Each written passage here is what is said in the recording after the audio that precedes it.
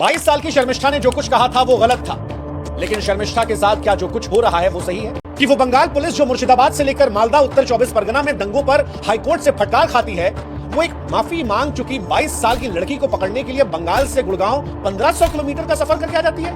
ममता बनर्जी की सरकार कहती है कि शर्मिष्ठा की गिरफ्तारी एक कानूनी प्रक्रिया।